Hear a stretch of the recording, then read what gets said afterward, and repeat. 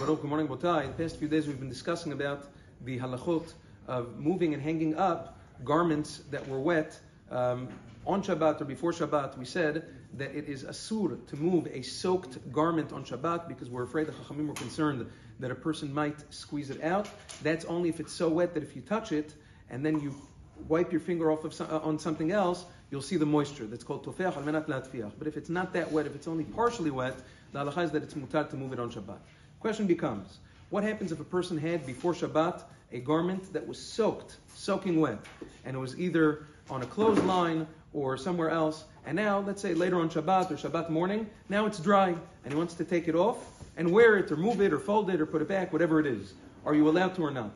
The Mishnah Berurah famously, in Siman Shin Chet Saif Katan Samach Gimal, he says Meforash that over there, since it entered Shabbat being muktzeh, and the rule is that en muktzeh l'chatzi Shabbat, there's no such thing as muktzeh for half of Shabbat.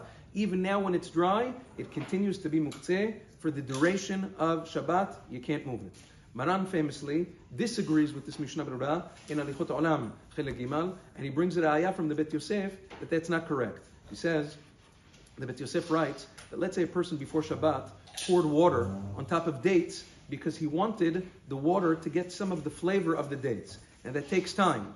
The halacha is that even though as Shabbat began, the dates weren't meant to be eaten, and the water in its current state wasn't meant to be drunk yet. It's only meant to be drunk when it gets the flavor, when it gets infused later on during Shabbat. The halacha is, says the Bet Yosef, that you're allowed to drink this water on Shabbat morning when it already gets the flavor. And we see from here Meforash that even though something wasn't necessarily ra'ui, even though something wasn't designated or worthy as Shabbat began, if something happens on Shabbat later and becomes worthy, it is mutar to consume it. It's not a problem of muktzeh. Same thing, if a person has dried fruits, let's say dates, and they weren't ready when Shabbat began, they're still not ready yet. And then Shabbat morning comes and you come and you see, wow, now it's ready to eat.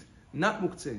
Mutar to eat according to this Bet Yosef, and therefore Maran Zechon Lebracha in Halichot Olam disagrees with the Mishnah Berurah and says, La halacha, that if a person either, let's say it's a dryer, let's say it's in the dryer before Shabbat, and now on Shabbat, when you open the dryer door, there's no lights that go off. Let's say it's a pretty old model, and nothing happens if you open the door, or if it's on a clothesline or whatever it is. And now on Shabbat morning, it's completely dry. It is mutar to take it out and wear it or put it back, and it is not a problem of muktzeh Yom Tov.